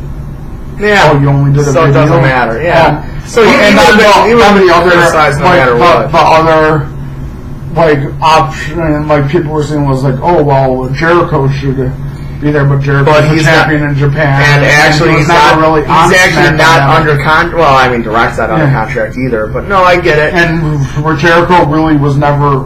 I mean, he was on when he got gored through the stage, but he really wasn't. He was. Neither was Evolution. Evolution was on Monday Night Raw. That didn't make any sense. But Batista and Orton were basically SmackDown staples for a long time. How about and go so on. was Flair for a little bit of time. But like Jericho, like except for that time, was basically like a Raw exclusive person until like he came back and was like putting other people over. He was on SmackDown for a little bit of time. But like the ones I was more upset like didn't show up were ones like I was kind of because of what he was tweeting. But now I know he just tweets to like fuck with people. As I kind of expecting like Matt or Bray to show up. Bray, when he was at his best, was on SmackDown. Right. Matt was a champion a few times. But what did they say? They weren't. There's Bray's doing live events. Matt is still rehabbing. It was cool. Mysterio had his comeback on SmackDown. He won, right? I didn't see that. Yeah, it was cool that Edge was there. Yeah, of course. And I kind of like I know it's never gonna happen. But like having like the long-haired bearded Edge again, I was like, maybe they'll just spear somebody out of nowhere. Him being back was cool. I think I love Paige as a GM, but I think if on Raw there's going to be another GM, I think they should offer it to Edge. Yeah, but I don't know if Edge is going to do it. He probably wouldn't want to do it. He probably wouldn't want to do it, but if he's done it before. Well, not really. In a way. He was a commissioner, right? Yeah, for a storyline for briefly, but not like an actual in there for. But I remember him. It was when he was injured for a little while, not the serious injury. It was one of the other injuries. They had him do it for a little while. But he told. I remember hearing on a podcast. I don't know how long ago, maybe a couple months ago, on the Edge and Christian podcast, that Edge said that being like a commissioner in that type of sense in the storyline is just a cock tease. Yeah. Like it's like that's why Brian didn't like it. Right, you're so close, and you want to go back in the ring. You're ready. You want to do it so badly, but you can't, and that's why Edge said on his own podcast, which you never. There's a lot of people you don't believe. You don't believe athletes, politicians, or WWE wrestlers or entertainers. And he said that he'll never ever do something like that ever again because it's just too much of a cock tease and it's not right. He doesn't want to do it. I mean, if it's not him, then I'd say another good option would be the chair next to him, Christian. Well, it's funny because Christian was the one asking him how it is, and so I was like, "Don't do it." But I don't know if Christian would be. But Christian's different because Christian he could do it again. He can wrestle. Yeah, he can wrestle again. That's true. He just is worried about the concussions and everything. Why not? What about this fucking Jeff Jarrett thing, huh? Jarrett would be cool. Matt Hardy would be interesting. That would be funny. You know who I actually was thinking? Bringing Bischoff back would be hilarious. God, that would be hilarious. But you know who I think would be actually a very interesting co-commissioners. Even though he's actually working on the backstage, he's more of a political view, doing his things. The Dudley Boys. Dudleys would be cool. That would be fun. But that would be a lot of fun. The only thing I would have against the Dudleys doing it would be you run into issues like you have with Baron, where Baron's not good at the whole talking thing. Yeah, no, I got you. Bubba's good. But no, Bubba's better at talking now than Devon. Oh yeah, because TNA and what he did. So Bubba's talking is basically when he's good is solely the heel version of him. Yes, is better in that situation. Bubba would be fun. Matt Hardy would be awesome. That would be hilarious. They want Woken Matt Hardy. Yes. Jeff Jarrett would be fun. Jeff Jarrett would be a lot of fun. Heyman would be good again. Bischoff but he's still with Lesnar and all that shit. Bischoff would be good again. So, Sting would be a good choice. I mean, it didn't work too good in TNA, but no. There's a few options. I like if you call superstars up from NXT, have Regal. Yeah. Regal's amazing as NXT. Like he was good with his time on Shadowlands to Jerry was like the beast switch. But okay, so with that said and whatnot, they definitely have to change it because Baron Corbin has. I mean, it's running its course, and I like it, and it's of course going to set up Kurt Angle versus Baron Corbin at Survivor Series. That's what I'm thinking. It's going to be the team Baron. Okay, yeah, Team Baron versus Team Kurt Angle. Baron's going to be him, Authors of Pain. Yep. And I don't know who else they said. They could probably do. Who is he buddy with right now? He was with Owens, but Owens is hurt. Oh yeah, shit. That kind of fucks that up. Probably Bobby Lashley. Yeah. Bobby Lashley. And then like Corbin, Lashley, and then will probably be Bobby Roode, Chad Gable. Well, no, I think his would more be like him, maybe Finn. Okay. I think Gable and Roode are about to turn on each other, so I don't know if they would be. Them turning on each other wouldn't do anything because the crowd isn't really. But I think, as far as like a tag team, I mean, it's hard. It's hard because like I don't know like what the alliance like if they're faces or heels. But Revival would be a good team to put with Kurt. Well, they're heels. Yeah, but that's really not. Yeah, but Vince McMahon still does it. But having Revival with them would be good. Or if I was doing things, I would do it completely different. I have Kurt basically not really as a bad guy, but as like just someone like fed up with like what's happening. Yeah. I'd have Kurt go on the mic on Raw and be like, Baron, you wanted me to get a team. You said you wanted this, so this is what I'm going to do, and have Undisputed Era. Wow. Be Kurt's team. Okay. Be Undisputed Era and Kurt That'd be Angle. interesting. You never know. That could happen, yeah. Then you could throw, you could even throw maybe Finn in there, because Finn was teamed with Cole before in Bullet Club. Yeah. You could have, even though he's like a lesser guy, but he's still like, has history with Mike Bennett, have that be his like comeback, have him team with them, or if Fish is ready to come back, just have all four members of Undisputed Era and Kurt Angle versus like Baron, Authors of Pain, probably Lashley and somebody else and whoever else he picks. So yeah, you never know. I mean, we got Survivor Series is going to be about 7 weeks from now, 6 weeks. But I wanted to talk about the two factions that are real right now, and the storylines that are going down with it. And it was very interesting this week. We already know that this slow burn that's turning into a rapid burn with the Shield. First we'll talk about Dean Ambrose and the Shield. How Dean Ambrose is a loose cannon. He's playing the loose cannon part. He's playing, they call him a lunatic, and he got pissed off.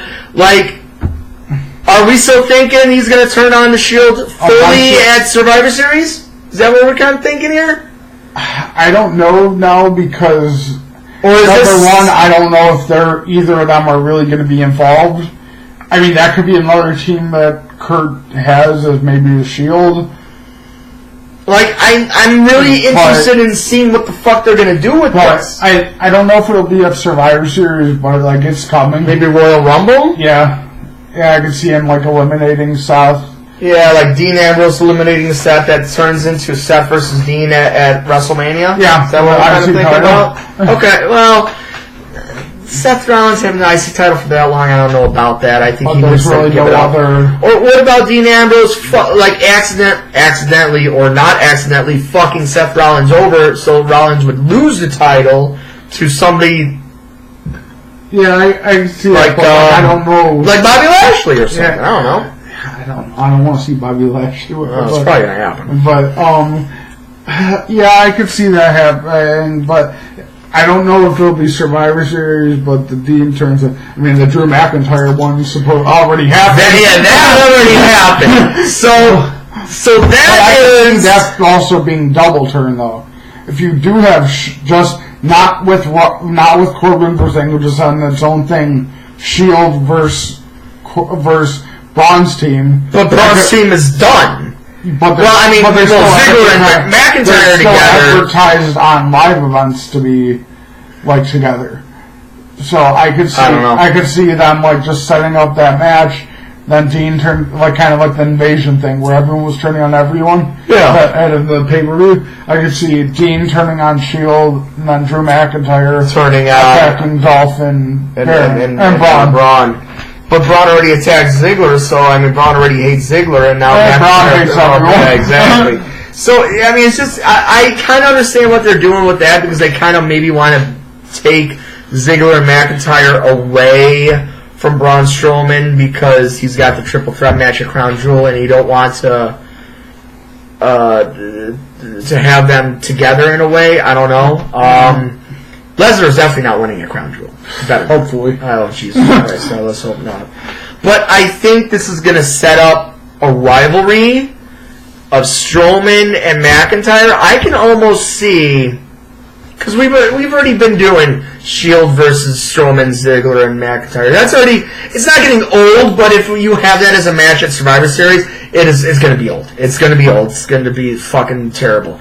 So I think at Survivor Series, you're going to have a number one contendership match of Strowman versus McIntyre. The winner faces Roman Reigns at Royal Rumble. And I think McIntyre will win at Survivor Series because they'll probably do some bullshit storyline with Strowman and they won't give him anything because they believe, and it's true, that Strowman does very well without a belt because he doesn't need a belt.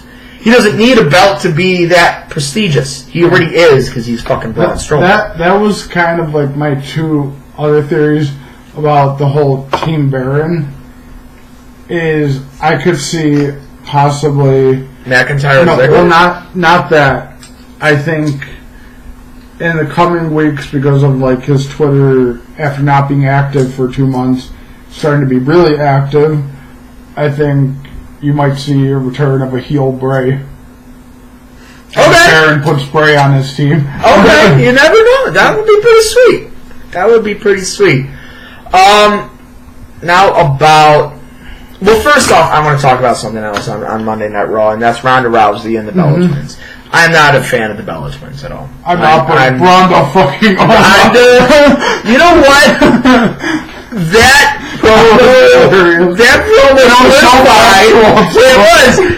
promo solidified that Ronda is getting better at promos. Yeah, she is becoming a WWE superstar. She's getting it, and she's getting it sort of like slip-ups, but it was more like you could tell like when she was talking like. Her thoughts were coming out faster than it was allowing it to be so wait a minute, what am I going to say next? Wait a minute, I got to say something. I know it. Alright, now I know. Yeah, there was one time that she kind of just like let a little silence for 4 or 5 seconds, like, so is the Bella's going to talk, or is she still got to talk? And she still had to talk, but the ending was she nailed it. She fucking nailed it. Kicked up in his bathroom, and even he kicked you out. It was great. It was fucking great. I love it. I hope Ronda Rousey. And that was what was funny about like Nikki's whole like on Twitter saying like, "Oh, I've been in the ring with like all these great people," and I even like commented to my friend like, "Yeah, you were in the ring with like AJ Lee and Melina and Trish and all these great people." I was like, but none of those matches were great because you were in it. Yeah. It was because the other people carried you and made you look better than you are. So I really hope this is a squash at Evolution. I really hope it is. I think she's going to kill both of them. I hope it's a handicap match and Ronda just kills both of them. Yeah. What else? Nothing really on Raw, but SmackDown. Like I said, other than the underwhelmingness of what went down on. But I was excited with the Evolution thing, the whole Batista teasing Triple H. Yes. And Orton just going fucking rated R and everything, and just like, fuck it, I'm Orton, I'll say whatever the hell I want. Exactly. You know what?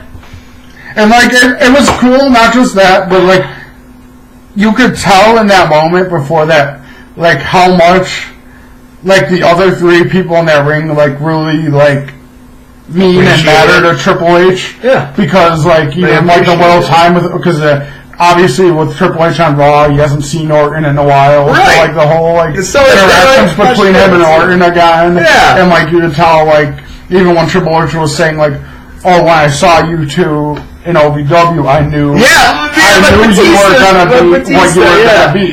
Yeah, when you and I were in OVW, Orton, I knew you were a special kid, and well, he is. Okay, first I'm going to say the bad thing about it. That's kind of just weird to me. It's because I know it's the whole kayfabe thing and all that, but it's funny how Triple H. It's so funny that Triple H goes to. He's heelish COO guy. He hasn't been for a while though. He hasn't. You're right. He hasn't. But he was heelish COO guy. But that's the last time he was. Okay. Since he's been back, he's been more of a face with Shawn. Well, yeah, but that's what I'm trying to get at. Then he goes to D-Generation X is back with Shawn Michaels on Monday Night Raw, and then literally the next night over, it's like, oh, Evolution! It's like... But he was still acting as a face. Yes! But it's... But Batista said... But it's a heel group. But they were all acting as good guys. But what Batista said was something face-ish. I mean, not really. Not really. Because kind of how Batista said it more seemed like Batista was being the heel. I guess. Batista was being the one who points out, like, hey, you did everything in this company except beating me. And you know what? And then it was funny because, like, that's what's going to happen most likely. Yep. I also like kind of like Triple H's like look after that, like he was just like, okay, come on, like, okay, what are you trying to say here, Batista? And then like Flair was like trying to between them. Then Triple H just kind of like was laughing about it. Then Beautiful was celebrating and was still like looking over at him, like that's like for as much as people like try to like trash talk. Like, and talk down Triple H and like, oh, he's only where he is because of we married. I still say Triple H is like one of the best in the ring ever, on the mic ever, and no matter if it was because of Stephanie or whatever, even if he'd never married Stephanie, I would still be a backstage person. Yes. He'd be higher up. He wouldn't be as high as he is. Because his mind for the business is so great that. Like, you can't put it out there. Like, oh, well, he only got what he was because of things. But if you look at it, a lot of those titles he won well before he was with Stephanie. Because he was a great talent. He's an amazing, and it wasn't just the talent. It was the thing that Vince liked about Triple H from the beginning was after the 2 years of punishment for the whole Click thing, where that broke keypad word, Triple H was just basically jobbed out from everything. Vince even said Triple H could have just quit. Triple H could have gone to WCW, gone to ECW. He would have been successful because of who he is and what he does. And what he did. But he stuck it out. He stuck it out. He just kept getting better. And it was because of Shawn Michaels. It is kind of funny because it was because of Shawn Michaels getting injured that Triple H took off. And then... Yeah. He's one of the greatest of all time. And like, he's always been like one of my favorite wrestlers. I loved on DX, bringing back like the leather jacket, the sledgehammer. Yes! Exactly. And it's just interesting, and oh man, it's good. It's good. And like, I love the whole Evolution interactions with each other, and even Orton a little bit breaking like his like character on. That he's been on SmackDown the past few weeks, but still like being like he is still being himself, but not he was being a little bit even like tell like face-ish, like you said, face and heel is kind of dying out, so don't matter. And how like I said earlier, how comfortable they are with each other, and how like much more relaxed they were all, that they were. But the funny thing is, being around each other again, and they were just like, and that's one thing I told my friend at work today. I hope in the next update for the game, they put in that Minitron that Evolution had that came out. They came out with because that looked cool, and that's like the one thing it doesn't have in the game for them. So far, their entrance play doesn't have their. I just think it's kind of funny also, and actually I do want to get to a little something after this, but I think it's really funny that last year during WrestleMania time, that Batista was rumored to be Ronda Rousey's partner, but he was waiting for the call back from Triple H, but Triple H never called him back. And it's kind of funny that they do have a little bit of animosity because Batista wants. He even says he wanted to be. He wants to be back. He even wants to be full time. Yeah. And Triple H is like. I think part of Triple H's not wanting to do that is because he doesn't want to bring a lot of the old guys back. No, I don't think he cares about like that, because if it's his people, he's fine with it.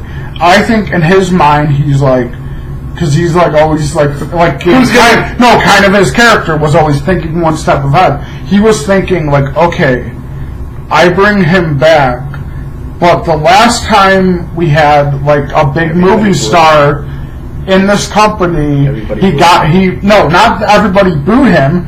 Last time we had a movie star in this company, big roles came, he could spend less time here. We had storylines around him, but he wasn't here, he couldn't be here with The Rock. And he sees what Batista is right now with being Drax, being in all these movies. Yes. And he's like, okay, I don't know if I can have him full time, and then all of a sudden he says, oh, well, I just signed on to this Marvel movie, so I'm going to be gone the next 3-4 months. Exactly. But I'll be back. But there's storylines for you, bro. But then when he comes back, he's like, you know what? I just signed on with this other movie, too, so I'll be here, but, I can't commit to being here.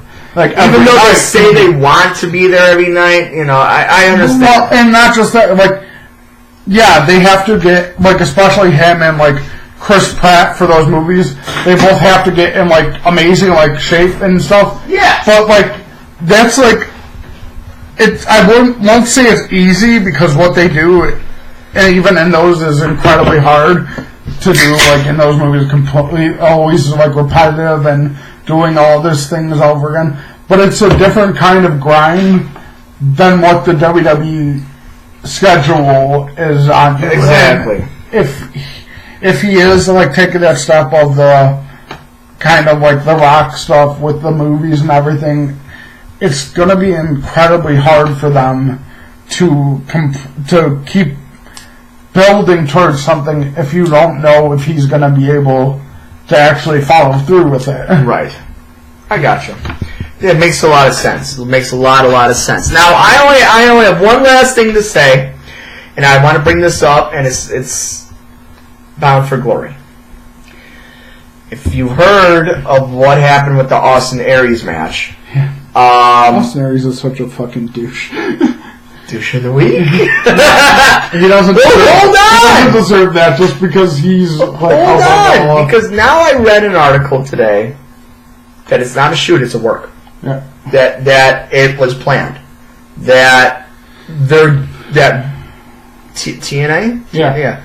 TNA is trying to do a CM Punk storyline, and they're trying to do it with Austin. They need to stop fucking rehabbing fucking WWE things. So it's not Austin Aries, because everybody thought, holy shit, like Austin Aries is just a fucking asshole. He's just a fucking douchebag. I mean, he is. He is, but TNA is like, yo, we know you're a douchebag. We know you're an asshole, so we're going to play that to our advantage to make everybody turn their heads. And now we got me fucking talking about it. That it was a work, and that what he did was planned so he could be the loose cannon. Yeah, I mean... Maybe I shouldn't have brought this up. I could see that being something they would do, because they're desperate. Their go-to is usually copying old WWE storylines. Yep. But I could also see it being... real? Him just being a complete prick, because he is. Because the whole thing in WWE was, he was on 205 Live, and he was built as kind of the face of it for a little while. Yeah. And then he's like, oh, well, I don't want to be... I mean, be it nobody wants to be typecast in one area, but him saying, oh, I don't want to be just a cruiserweight. Wasn't that also... that was... No. Our buddy? That was Neville, too. But, yeah, Neville. Yeah, it was Neville. But Austin also, in WWE, proved a lot less than what Neville had. Yeah, he did. And Austin was like, well, I want to be in the main events on Raw. I want to be this. I want to be that. And WWE was like, you haven't really done shit. Proven much in here yet to be demanding that you're a top guy and demanding just because you're a top guy in the indie scene doesn't mean. And that's why, like, you see people like with what like Owens has been able to go through it. I mean, Shinsuke had to go in through NXT for a year. AJ Styles, he had to lose until he got his time with John Cena and showed his shit. Shinsuke in NXT was also more of adapting his adapting his style to be less like it does look incredibly like aggressive and like violent, but it was also adapting it to where it's less impactful on the people he's hitting with this stuff. So him learn, same with Joe. But I mean, Joe wanted to be in NXT, right? So that was a little different. But it was a little bit more Shinsuke getting a little seasoning in the WWE style. But like just like Austin. Like, he's a good talent. He's just a talent. But for him to be... It's like this. He has, like, the ability of someone like a... Let me think of a good... Like, mid-Carter person. Like Dolph. Dolph's an amazing talent. Yeah. Dolph's really good. Yeah. But if Dolph went around thinking he was Triple H... thinking he was The Undertaker, thinking he was John Cena, they'd say, get out. We don't need it. We'll find another. We'll find another Dolph Ziggler. Yeah, it's okay. And that's what I think Austin is. Austin, I mean, and in any business like that, you have to have that confidence in yourself or you are not going to survive. But when you get too cocky, get too much about it, eventually people are just like, okay, just get the fuck out. Yeah. We're done. Fuck this shit. I get it. I got nothing else. You got anything? Yeah. The whole what I texted you. I just think it's incredibly hilarious and hypocritical that they're having a World Cup tournament and everyone is American. The most ethnic person in there is Rey Mysterio! He's from San Diego. We don't even have a Canadian in there, do we? No. And, like, they had the opportunity to put Rusev and Shinsuke. I mean, I understand why it wasn't Shinsuke, because Rey's Rey, and he's back. He needs to be in the spotlight. But you can put Drew, you can put Rusev in there. So they got John Cena, they got Kurt Angle, they got Rey Mysterio, they got Jeff Hardy, Seth Rollins, Dolph Ziggler, Jeff Hardy, Randy Orton. They need one more, I think. Here, I think that. Do they have it all? Yeah. Here, let me see what it is. That's interesting. It's very, very interesting. Wow. So Ziggler, Rollins, Ray, Jeff, John Cena, Kurt Angle, Rey Mysterio, Randy Orton, Jeff Hardy, The Miz, Seth, and Dolph. The Miz. So that's 8, right? Yeah. Rusev's not in it. So all of them are American. Yep. And it's called the World Cup. Yep. In Saudi Arabia. Yep. Makes total sense for WWE. But there's also, like, the rumors that, like, Saudi Arabia, like, WWE didn't even want to do it to begin with, but Saudi Arabia was pushing that they wanted something like that on the show, that they wanted Cena involved, and they wanted Kurt involved. Yeah, they wanted these people to be in it. But like, they also wanted Yokozuna in the Greatest Royal Rumble, and they're like, there's a little problem with that. He's There's a tiny problem. Look at a sumo wrestler, the greatest one in the world, but That's going to be kind of hard to get Yoko. Yeah, exactly. Those who's been dead for the past couple of years. A couple decades, probably. A decade or so. But no, I get it. So they're, we want Kurt Angle. But you could have, this would have been a perfect place to put Rusev and Drew McIntyre in. Yeah, and you're right. Have one of them win, and even if it's not, doesn't mean anything. Which it doesn't, because, well, what the fuck did Braun Strowman get out of the fucking greatest Royal Rumble of all time? Money in the Bank, but then he lost. Fucking it's just, when you think of even in NXT, all of the top international talent they have down there with Aleister Black, and who else is down there? And they have Cole, even though he's Canadian and still. Well, that's still Canadian. You got Kevin Owens, Sami Zayn out. I mean, they're hurt, so you can't really. Kevin Owens, I heard, is actually going to be gone for a while, for a very long. And that's sad. Yeah, that's not good. Or even very not good. Fuck, you could even put Finn in there. Yeah! He's not doing anything. What the fuck? WWE, you fucked up. You fucked up, and you know what? Kurt Angle better win. I don't want Kurt. I'd say, of the people in there, I'd rather have either Ray or Jeff win than Kurt. It's gonna be Rollins. Maybe. Win it all. Maybe, but, this, when I first... Rollins number versus one... John Cena finals? Nah, I don't know if it'll be, if it's going to be Cena, just because, he's there, was Golden just Boy? put in there, but I think it's probably going to be Ray, just because that's going to be his, comeback thing. So then Randy Orton will be like, well, I'm going to kill you next, so there you go. No, Ray's rivalry is going to be Shinsuke for the U.S. title. That would be nice. I just thought, number one, I think the whole pay-per-view, the whole pay-per-view thing is a little stupid with where it is and what's going on, and just when they're going so hard at this whole, and as they should, because it's kind of about time that they use the women there for more than bra and panties matches. Yeah. But when you're going so hard at the evolution of women's wrestling, and then you have a pay-per-view where they're not even allowed to be there.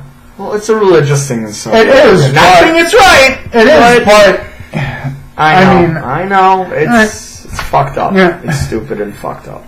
And I just don't and they're having their own pay-per-view after that, and supposedly it's coming up not this Sunday, but next Sunday. And supposedly there was that story that a few writers kind of leaked that originally the plan for SmackDown was for it to be an all-women show. Okay. Interesting. But then they did it just as another show. Or for them to eventually make a show 205 Live and on NXT for all women's, just a women's show. I would do. That'd be awesome. I mean, the matches on there all look like they're interesting and could be good, with the Brothers of Destruction versus DX, yes, and the triple threat match and the tournament. It'll be interesting. But I know without the women, it's going to be different. Yeah, and that's kind of another thing that I like this week on SmackDown, where on Raw you lost one stable, but on SmackDown you gained another one with Big Show. Just slamming the shit out of Kofi. What the hell's with this? Slamming the hell out of Kofi. What are they going to call it? The Big Bar or something? What the fuck? The Bar Show. The bar. Oh my god! The Bar Show. I got a drink to that. The Bar Show. It could be, or the Man Show. The Bar Show. I love it. But I like that. Just Big Show coming out and Bar obviously thinking he was coming for them. Then he helps Kofi up and just chokeslams the table. And then Sheamus bro kicks Biggie, they get the tag titles, and then backstage, like they were kind of trying to ask Big Show, like, okay, what's going on? And he didn't even respond. He was like, I just wanted to. I have been gone for so long. I just want to kick somebody's ass. All right, cool. Sounds good to me. But yeah, I like that, and the show was a little jammed, and probably should have been a little bit longer. Yeah, but it was still better than the 25th. Well, agreed. Agreed. So we'll see what happens next week. This is James. I'm done. Pub is done. Go Houston. Fuck Joe Flacco.